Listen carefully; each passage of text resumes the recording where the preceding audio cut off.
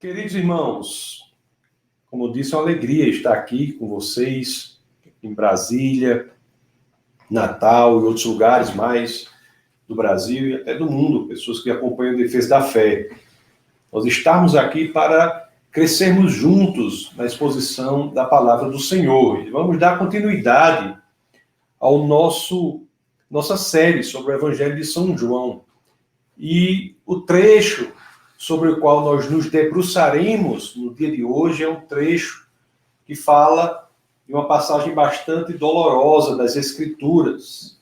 Aquela passagem que Jesus de Nazaré ele prediz, né? Ele diz que será traído por Judas Iscariotes.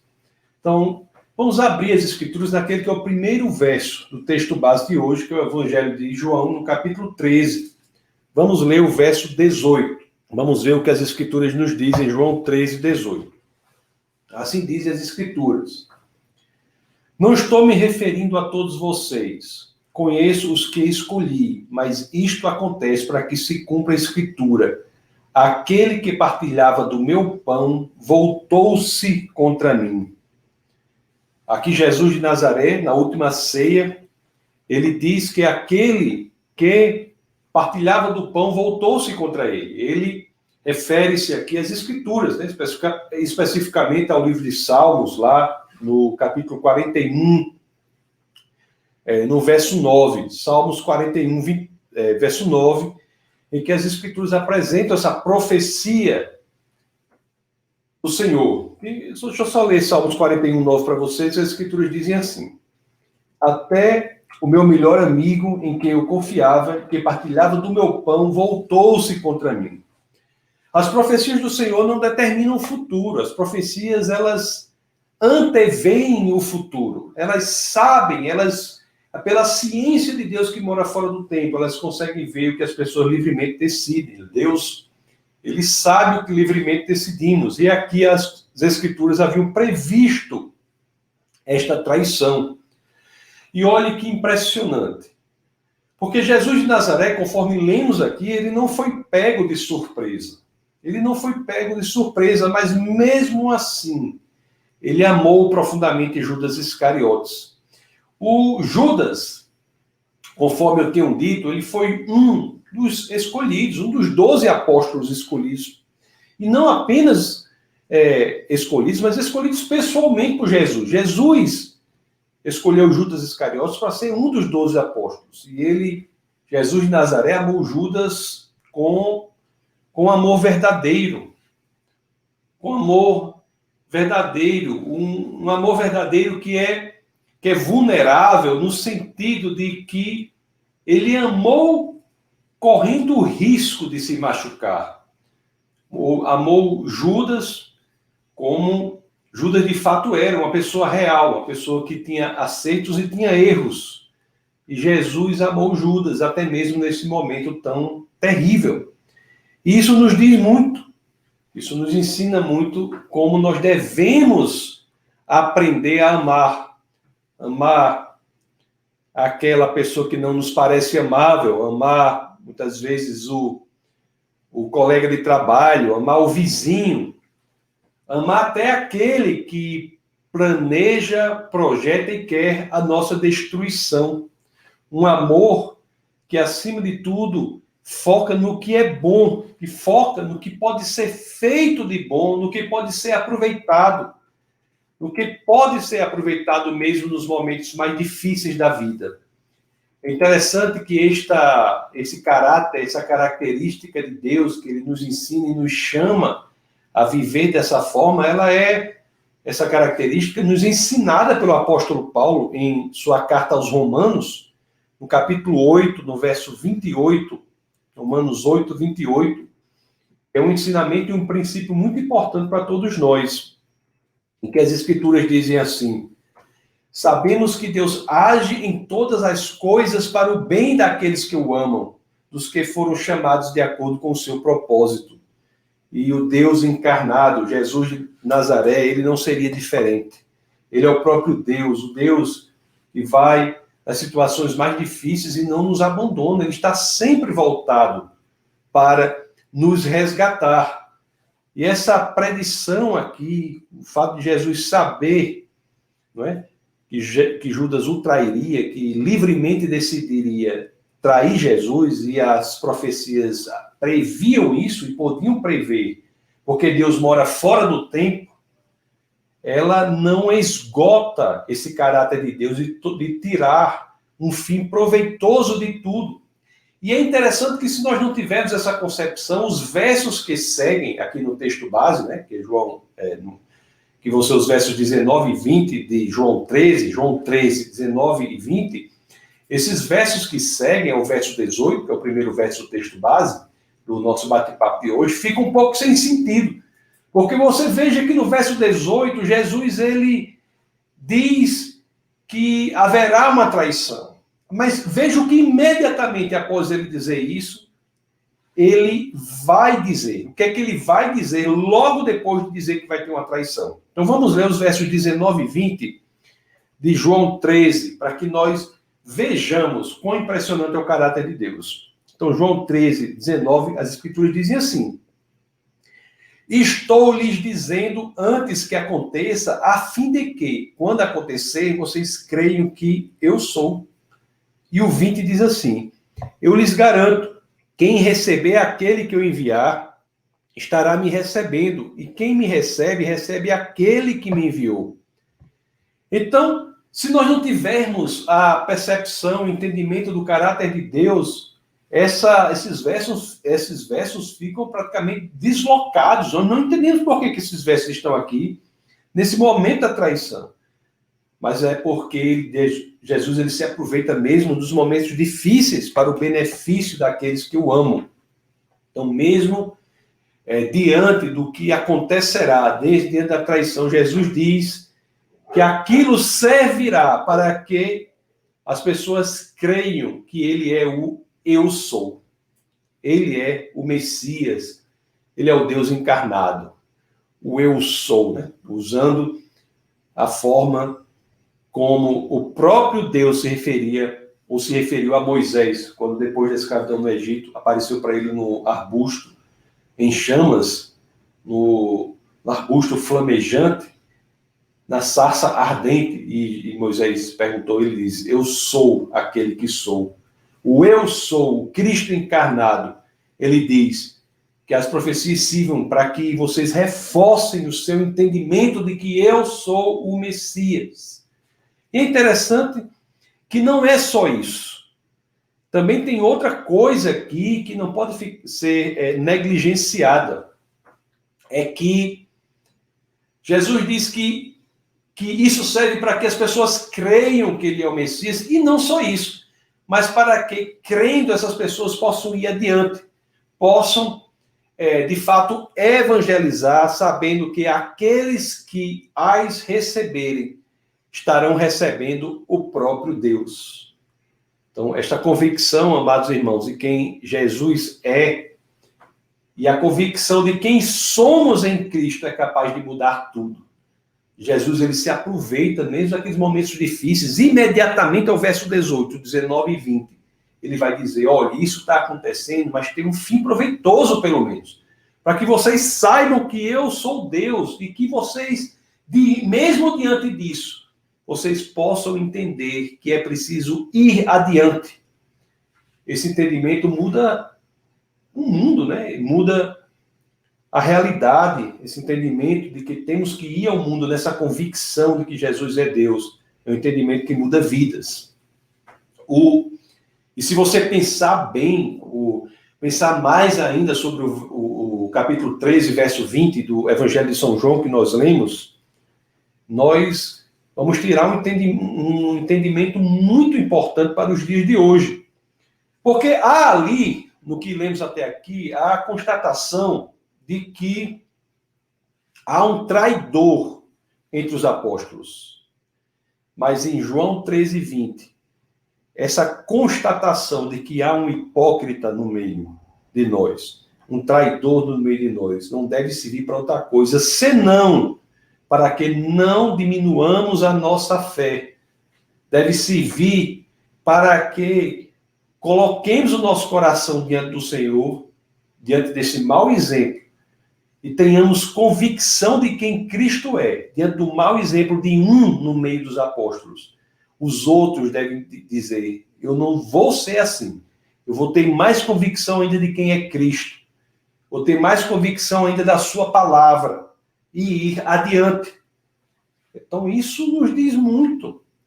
Alguém, uma vez refletindo sobre uma passagem, disse uma coisa mais ou menos assim, disse que ao redor de um traidor, mesmo ali naquele ambiente onde há um traidor, sairão embaixadores de Deus, que serão enviados para proclamar a glória do rei. Então, se você ler o verso 18, né, de João 13, quando você lê o 19 e o 20, você fica impressionado. Porque o 18 é uma má notícia e o 19 e 20 diz, há um lado positivo. Pelo menos vejam que as profecias anteciparam isso que livremente aconteceu e, com base nisso, fortaleçam, foquem neste ponto, fortaleçam a convicção nas Escrituras, fortaleçam a convicção de que Jesus é o eu sou, é o Deus encarnado. E apesar deste mau exemplo de um hipócrita, de um traidor, no meio dos apóstolos, o que é importante é que você foque que a profecia demonstra que Deus mora fora do tempo, ele é Deus. E, portanto, nós tenhamos a convicção de que temos que ajeitar o nosso coração e ir adiante.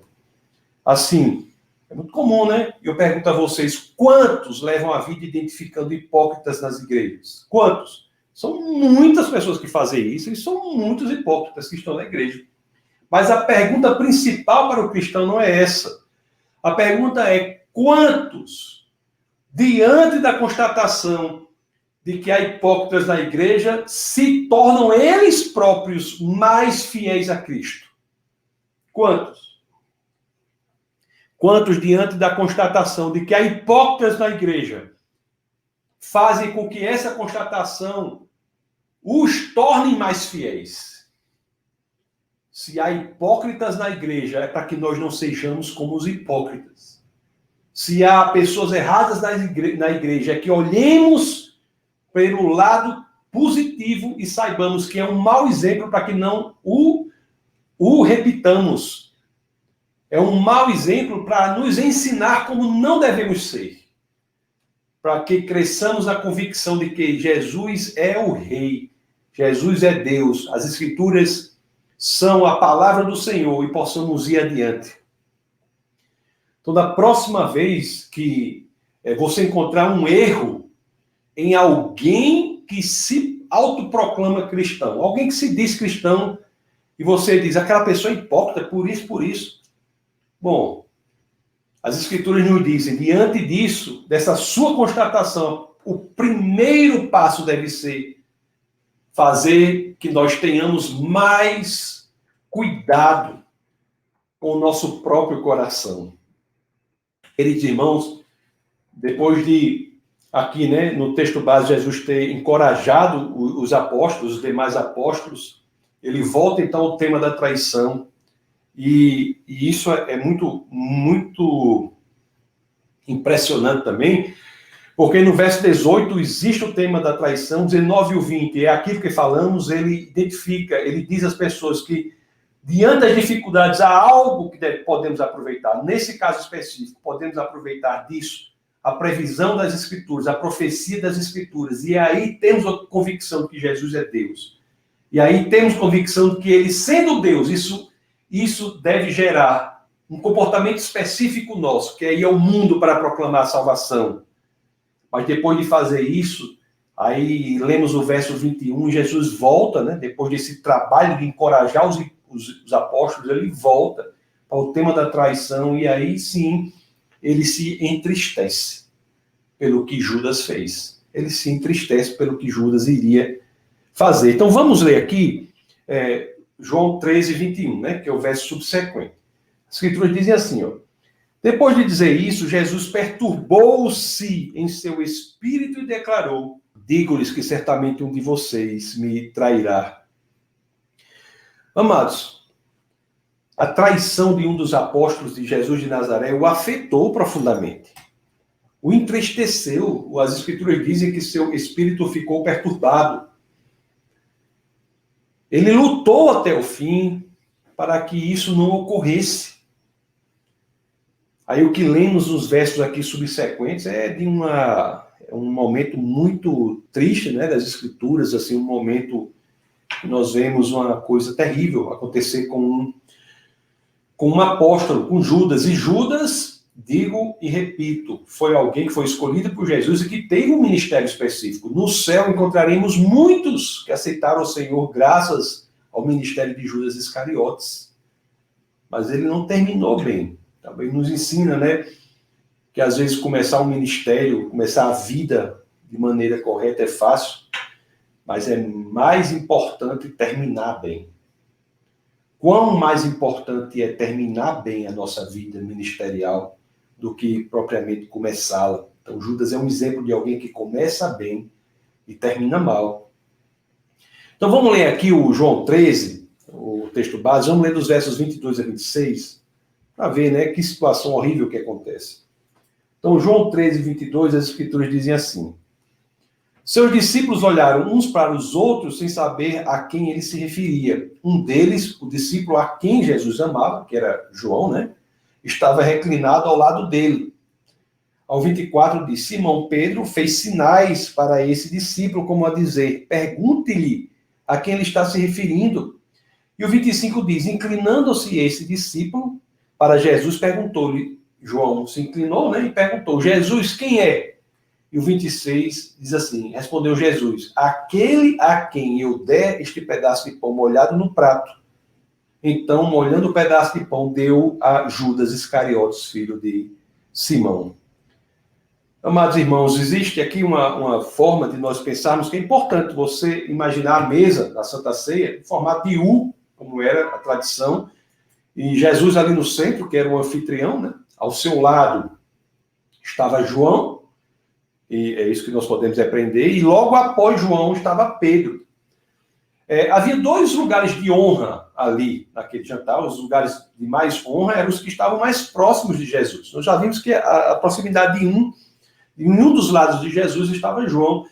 Mas quem será que estava do outro lado de Cristo? Quem ocupava o outro lugar de honra naquele jantar? Aqui no Evangelho de João, nós não temos... dá para ter uma percepção de quem era, mas eu vou, para ficar mais claro, eu vou querer pedir a vocês que nós possamos ler um verso do Evangelho de Mateus, Evangelho de São Mateus, porque ali é uma passagem que nos dá uma dica muito importante sobre quem era essa pessoa que estava do outro lado de Jesus e, portanto, no segundo lugar ali de mais honra. Vamos ler Mateus 26, verso 23. Capítulo 26, verso 23. Mateus, narrando esse episódio, ele traz outras informações. E as Escrituras dizem assim, Mateus 26, 23. Afirmou Jesus, aquele que comeu comigo do mesmo prato há de me trair. Ora, quem comeu do mesmo prato ali naquela ceia era exatamente aquele que estava sentado ao lado de Jesus. Quem come do mesmo prato, no lugar de honra, na última ceia. De um lado estava o discípulo amado, João. Do outro lado estava aquele que o traiu, Judas Iscariotes. Foi a ele, né, que Jesus deu um pedaço de pão. E o anfitrião dar um pedaço de pão naquela cultura, naquela tradição, um gesto de grande amizade.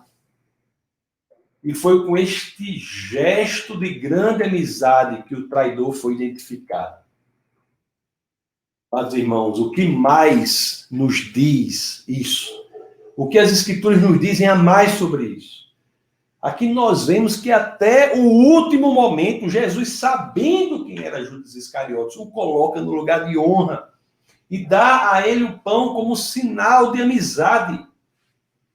Jesus estava ali até o último momento, tentando alcançar Judas. Mas Judas não mudou de ideia.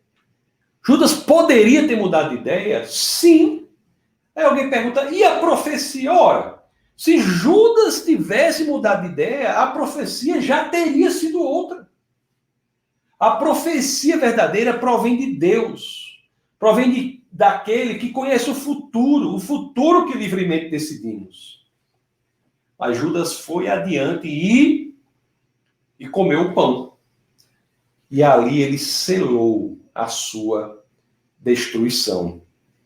O ato, assim como o ato do anfitrião oferecer um pedaço de pão à pessoa era um ato de amizade, o ato de receber também era um ato de amizade, de aceitar a amizade. E aqui mais um ensinamento.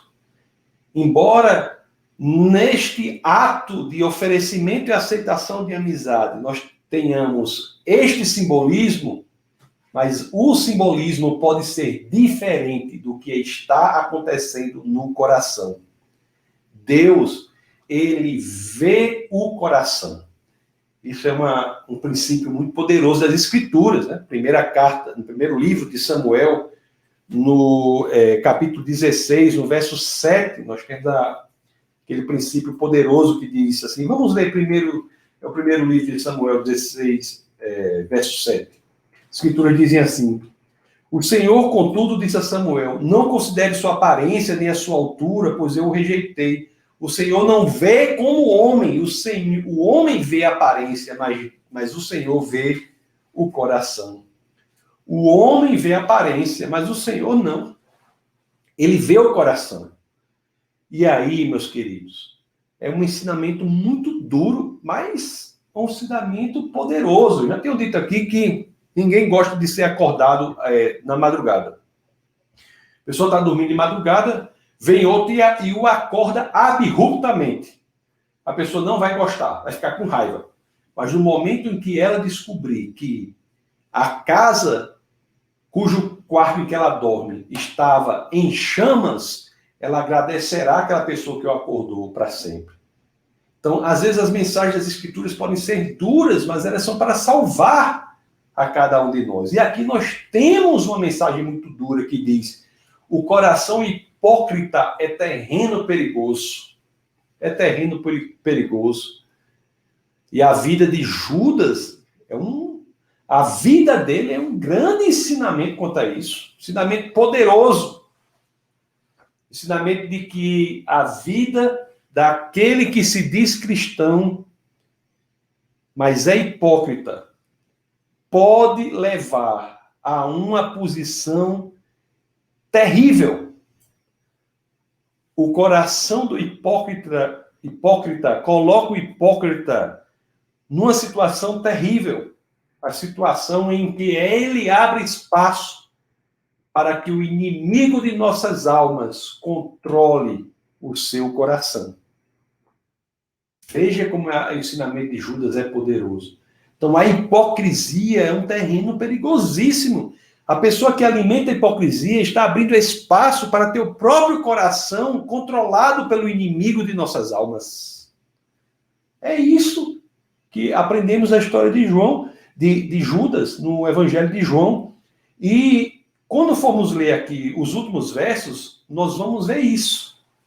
João 13, vamos ler 27 a 30, que são os 3 últimos versos do texto base, né?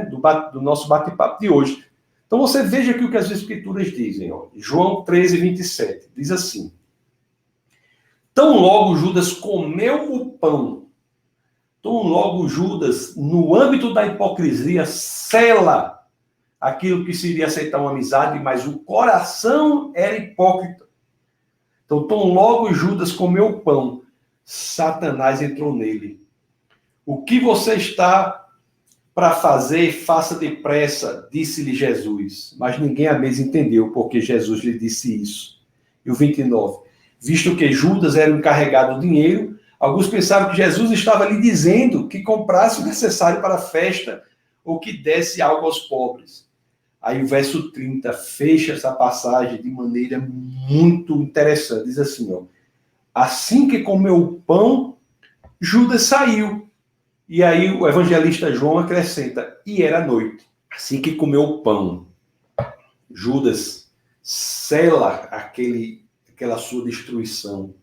Ele sai, o inimigo de nossas almas passa a ter controle sobre ele, e era noite. E era noite. Essa é a forma como o apóstolo João termina esse texto aqui, e era noite, é uma forma muito relevante, muito importante. Era noite, sim, era noite, mas era noite principalmente onde? Era a noite principalmente no espírito de Judas Iscariotes. Onde poderia haver luz, havia trevas. Era noite. Amados irmãos, se você coloca o seu espírito sob investigação, você pensa o que você sente dentro de si perante o Senhor, e você vê que é noite, nunca se esqueça, por mais tenebrosa que você pense ser a sua alma, nunca perca de vista, nunca se esqueça que Cristo está a todo momento querendo jogar luz na escuridão da nossa alma. Ele não desiste de nós, como não desistiu de Judas Iscariotes. Até o último momento estava ali Jesus. Colocou Judas no lugar de honra. Até o último momento. O seu espírito, meus irmãos, ele pode ter a luz de Cristo. Ele não precisa ser noite, não precisa ser trevas. Basta que você queira. Isso está a uma oração de distância. Vamos orar. Senhor, muito obrigado por sua palavra, Pai. Obrigado, Senhor, por tudo que o Senhor tem feito por nós. Obrigado pelo que aprendemos com as Escrituras. Obrigado, Senhor, por nos fazer entender que mesmo quando sentimos que há trevas, há escuridão, nós sabemos que Jesus é a luz que está disponível para todos os que creem. Obrigado, Senhor, por nos dar a possibilidade de mudança radical de vida, a possibilidade do arrependimento e do realinhamento da nossa existência perante o Senhor. Obrigado, Pai, pelo teu Filho, pelo teu Espírito. Obrigado pela realidade de regeneração que nos é proporcionada pelo ministério de Cristo aqui na terra. Obrigado, Senhor, pela cruz, porque foi graças a ela que a ponte foi reconstruída. E a cada um de nós é possível viver a luz de Cristo em nossas almas. É no nome do teu Filho, Pai, no nome de Jesus Cristo, no nome poderoso do nosso Senhor e Salvador, que todos, em uma só voz, dizemos amém.